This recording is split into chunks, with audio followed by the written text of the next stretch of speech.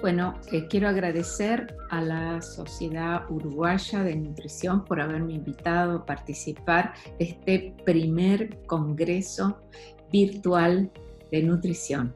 Muchísimas gracias a todos los integrantes del comité.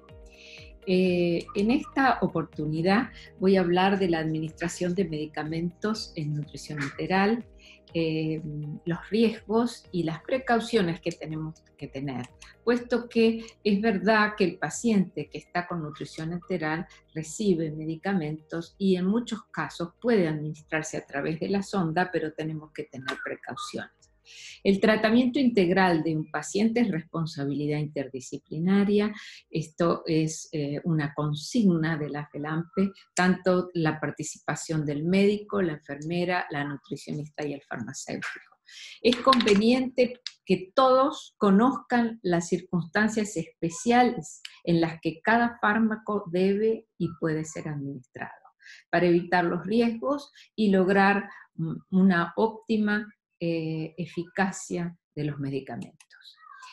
Cuando un paciente recibe nutrición enteral o nutrición parenteral, y es un paciente que está generalmente inmunológicamente comprometido, aunque sea no solo por la patología, sino por el estrés.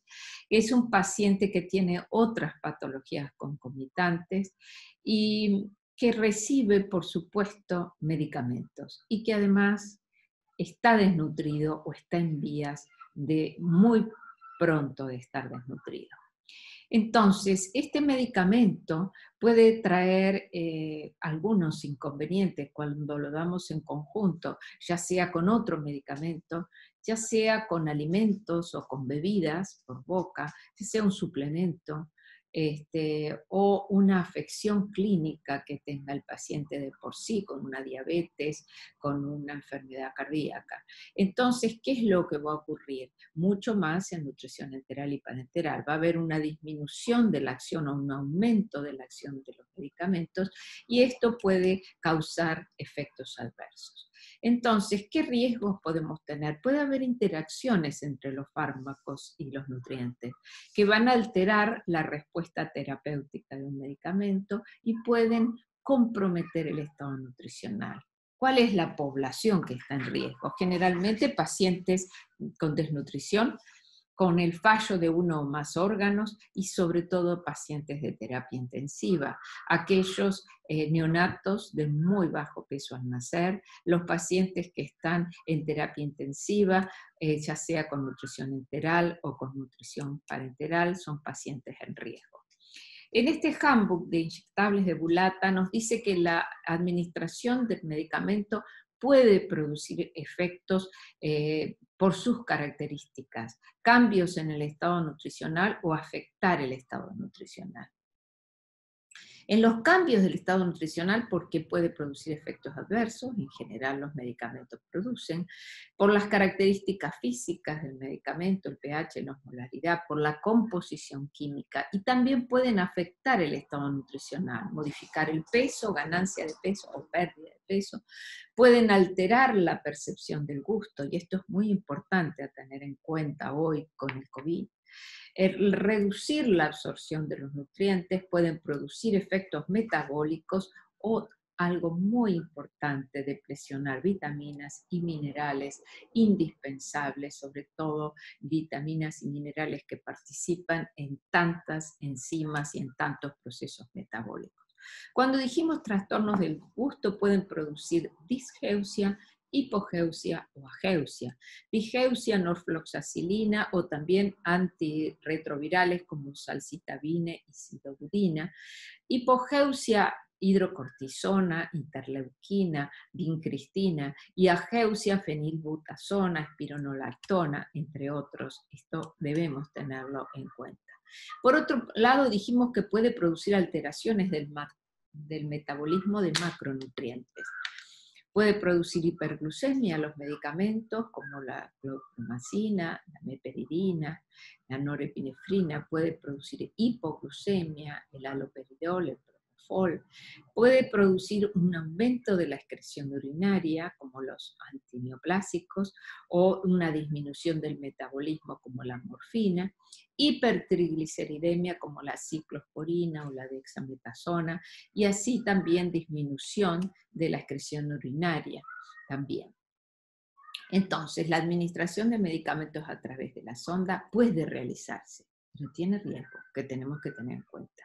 Puede haber reducción de la dosis administrada del fármaco, alteración de las características farmacocinéticas, disminución del efecto, aumento de efectos adversos, obstrucción de la sonda. Se sabe que el 95% se debe a incompatibilidad de medicamentos, efectos gastrointestinales, y en el peor de los casos se debe suspender la nutrición enteral por estos efectos que pueden producir los medicamentos. Este es un trabajo interesante que es del año 2013. Se analizaron las recetas de 3 unidades de cuidados intensivos durante 30 días. Y se observaron que muchos medicamentos que se administraban podían producir disminución del efecto o reducción de la absorción, o era un citostático y debía administrarse de otra manera, o reducción del efecto como el atenolol. Este otro trabajo de Garzón y colaboradores del 2010 fue un trabajo observacional retrospectivo y se analizaron prescripciones médicas de 57 pacientes y se encontraron de medicamentos que se administraban con la nutrición enteral y se encontraron interacciones, o sea, interacciones que pasaron desapercibidas en su administración, como captopril, clonidina, digoxina, espironolactona, loperidol.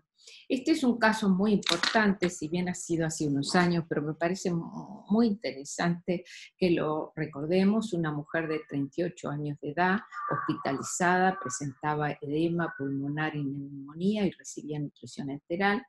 Una vez estabilizada, se indica medicación oral, hidralazina, labetalol y nifedipina de acción de liberación prolongada. O sea, es un medicamento que tiene que pasar dentro de las 24 horas. Los medicamentos fueron triturados. Por lo tanto, pasó la nifedipina cerca de 10 o 15 minutos. Y administrados por la sonda nasogástrica. La paciente empeoró con bradicardia, con hipotensión y una sistolia cardíaca. Fue resucitada, pero la mañana siguiente se volvió a administrar la medicación de la misma manera, presentó bradicardia, hipotensión y la paciente falleció. Esto tenemos que recordarlo porque un simple hecho de no haber triturado este medicamento, de cambiar la forma farmacéutica por otra que no sea de liberación sostenida o prolongada, hubiera salvado la vida de la paciente. Entonces debemos recordar, cuando administramos medicamentos por la sonda enteral, conocer el tipo, qué tipo de sonda es y la ubicación. Si está en el estómago, allí pueden llegar medicamentos antiácidos, ketoconazol, entre otros. Si ya están en duodeno o intestino, se pueden pasar medicamentos que son ácidos lábiles, como digoxina, carbamazepina, ciprofloxacina y tetraciclina. Hay medicamentos que pueden alterar a los nutrientes. Por ejemplo, los diuréticos, los esteroides, la anfotericina, los suplementos de calcio. Los diuréticos pueden producir hipo o hipernatremia, hipocalemia, deshidratación. La anfotericina B, hipocalemia, hipomagnesemia. Pero también hay nutrientes que afectan a los medicamentos, como por ejemplo la fenitoína, que requiere interrupción de la dieta o cambio de vía. Usar, por ejemplo, una vía intravenosa. El itraconazol aumenta la absorción mientras que las quinolonas lo disminuyen, y la warfarina disminuye su acción anticoagulante con vitamina K. Esta definición del año 19 de Bulata, en este artículo tan interesante, dice que qué significa el término, que refleja una relación física, química o fisiológica, fisiopatológica entre un fármaco y uno o más nutrientes, o alimentos, o componentes de los alimentos, y con el estado puede alterar el estado nutricional o metabólico de los pacientes. Entonces, la interacción nos interesa desde el punto de vista nutricional cuando se ha comprometido el estado nutricional y o se ha alterado la respuesta del medicamento. Ahora, ¿cuál es la significación clínica de estas interacciones? Esta manera de interactuar entre el medicamento y la nutrición. Pueden ser mayores o menores. Mayores cuando se debe evitar, si es posible, porque es potencialmente severa. Moderada se ajusta el régimen y se monitorea. Y de menores con consecuencias clínicas poco probables o que no hay datos o los datos son insuficientes. Siempre la severidad va a depender de la magnitud del cambio de los parámetros farmacocinéticos o farmacodinámicos. Pero también decimos que tiene significación clínica cuando hay una modificación del 20% de un parámetro farmacocinético o farmacodinámico, como por ejemplo la vitamina D, tienen una concentración que alcanzar en suero de 25 nanogramos. Si se produce una modificación de 5 nanogramos por mililitro, decimos que tiene una significación clínica porque se ha alterado el 20%. Pero además es cuando hay una alteración de la respuesta fisiológica que puede llevar a malnutrición, cuando hay una falla del tratamiento o cuando hay efectos adversos o eventos que amenazan la vida y que podrían llegar a producir la muerte. Entonces, aquí Isaac, en la revista de Aspen, nos publicó en el Journal Parenteral and Enteral Nutrition 2012 algunos medicamentos y qué ocurre con fórmulas enterales, y así vamos a encontrar listas con otras fórmulas enterales, en este caso Ensure Plus, Osmolai, y vemos que hay medicamentos que pueden ser compatibles, como el acetaminofén en elixir con la nutrición enteral, y algunos que son incompatibles como el hierro sulfato o guafenonesin líquido, disculpen.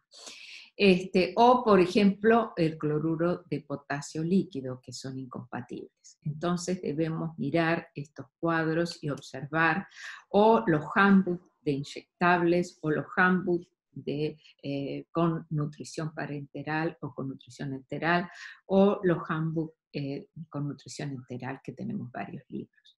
Entonces, los tipos de incompatibilidades, si bien pueden ocurrir todos estos tipos de incompatibilidades a la vez, o de a tres, o de a dos, las vamos a ver de a una, las fisicoquímicas, las farmacéuticas, las farmacológicas, fisiológicas o farmacocinéticas, que es una combinación inadecuada en una preparación farmacéutica que genera estos cambios en la medicación y en los nutrientes. Físico-química, que hay cambios en la textura de la mezcla cuando se agrega un medicamento, se puede producir una granulación o un gel. Esto ocurre porque precipitan las proteínas, por ejemplo, hay obstrucción de la sonda y el mecanismo se debe a un cambio de pH, de temperatura, al tiempo de exposición, a la concentración o también a la complejidad de los nutrientes.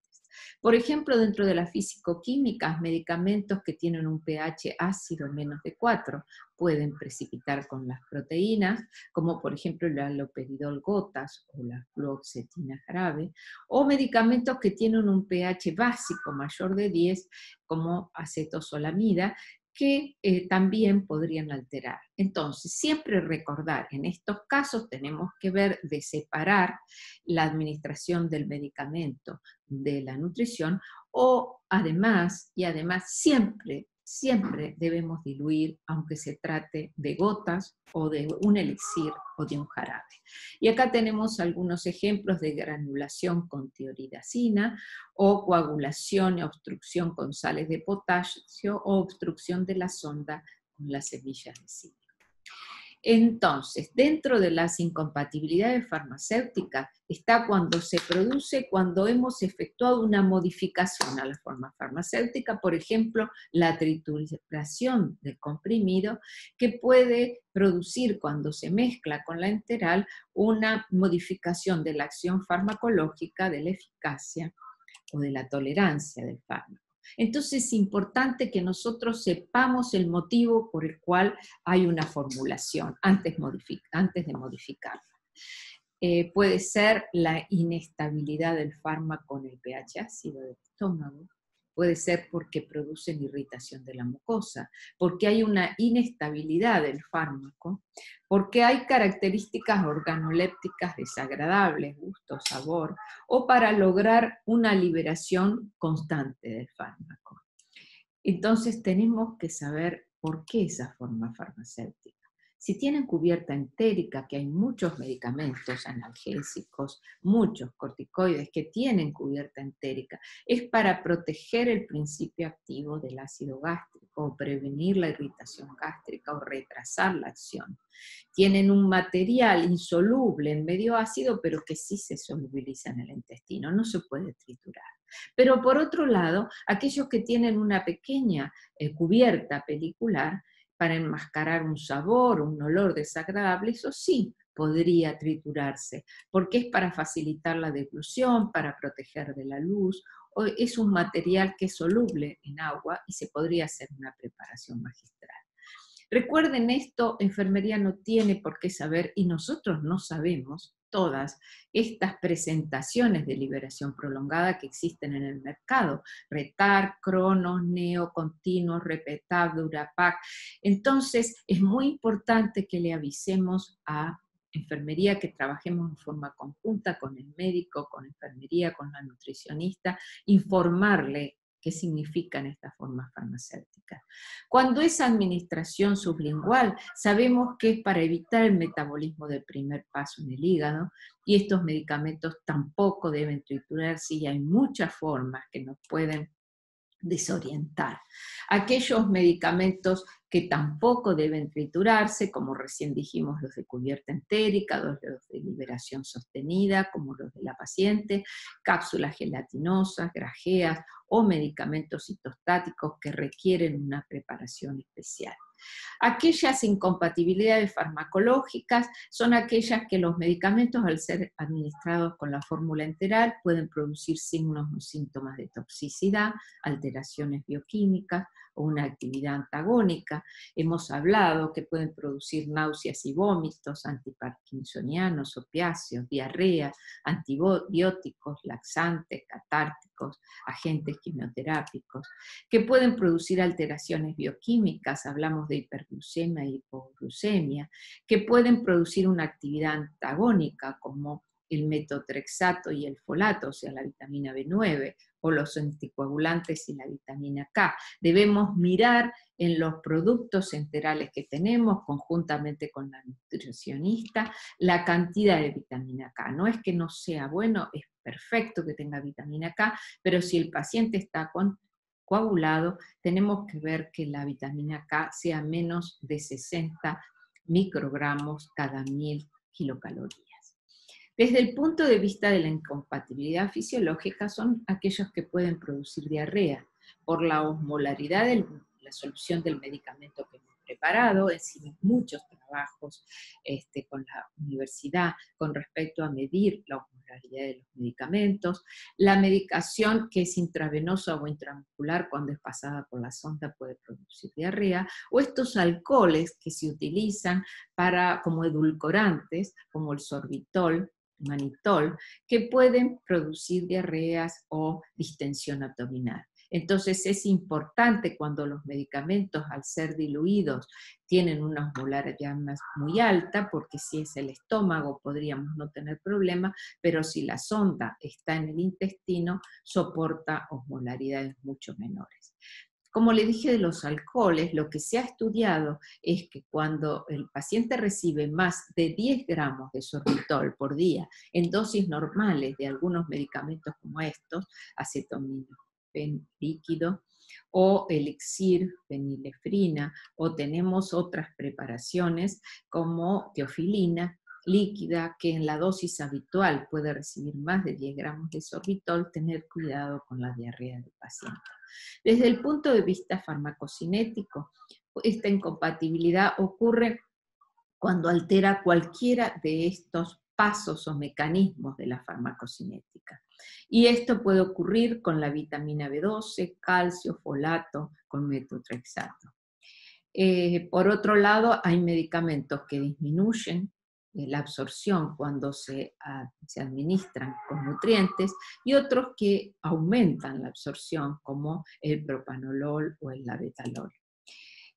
Ya hablamos del diámetro de la sonda y posibilidad de producir obstrucción. Cuanto menor es el diámetro de la sonda es mejor para el paciente, pero más inconveniente con medicamentos como ibuprofeno, diazina, teofilina, retar, etc. Estos medicamentos deben ser administrados por otra vía, como por ejemplo la carbamazepina u otras formas farmacéuticas, o otra posibilidad, ciclofloxacina, fenitoína, warfarina. En menor proporción, teofilina y levotiroxina, estos los tenemos en muchos trabajos. La fenitoína ha sido un inconveniente. El primer trabajo fue de Boer en 1982, pero los últimos trabajos de Bulata también hablan de que se debe utilizar otra vía, sobre todo al principio, porque se puede reducir un 50-75% la biodisponibilidad. Se reduce mucho menos si lavamos la sonda antes y posterior a la administración del medicamento, y en algunos casos debemos recurrir a otra vía como la intravenosa. Entonces, ¿qué precauciones? Siempre, si es posible, dar por vía oral. Preferible las formas farmacéuticas líquidas. Cambiar por otras formas farmacéuticas, ya sea rectal, sublingual, intramuscular, intravenosa, subcutánea, parche transdérmico. Leer detenidamente la forma farmacéutica del medicamento a administrar y saber por qué tiene esa forma y si la vamos a poder o no triturar. Si es posible evitar la trituración, si se hace, lograr un polvo fino, diluirlo con una proporción de agua. Hay casos en que no podemos, ya hemos dicho, los de liberación sostenida, los con cubierta entérica. En caso de pasar a una forma sólida, una líquida, tenemos que calcular la dosis equivalente para evitar sub- o sobredosificación. Si el principio activo se encuentra disponible en cápsulas, en la mayoría de los casos, puede abrirse y el contenido se administra diluido en agua. Nunca usar Coca-Cola para destapar la sonda, siempre administrar entre 10 y 30 mililitros de agua antes y después. Si vamos a administrar varios fármacos, nunca se deben mezclar en la misma jeringa y se pasarán con 5 mililitros o 10 de agua entre uno y otro. Es muy importante que soliciten al servicio de farmacia hospitalario la preparación de fórmulas magistrales. Podemos hacer fórmulas muy fácilmente. Si se trituran fármacos carcinogénicos o teratogénicos, se debe realizar en áreas especiales y con asepsia para proteger al preparado y proteger al operador. Nunca agregar los medicamentos a las mezclas de nutrición enteral. Existen muchas guías que nos pueden ayudar en trabajos publicados. Hemos publicado trabajos que nos hablan de en qué manera, qué forma farmacéutica, qué recomendaciones, muy largos, con todos los medicamentos por abecedario. En algunos casos nos dicen no triturar, en otros utilizar jarabes. Se puede triturar, administrar inmediatamente la dexametasona.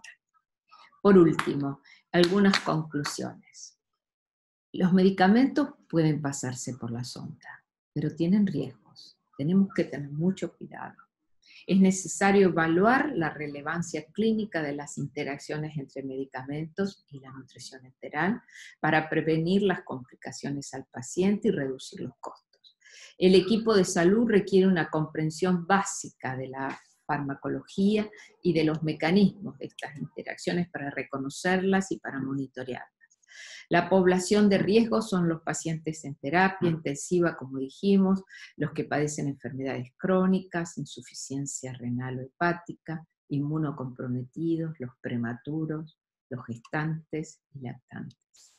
El análisis y el manejo del paciente en estas situaciones constituye un desafío para el equipo interdisciplinario de terapia nutricional. Y muchísimas gracias por todo. Gracias.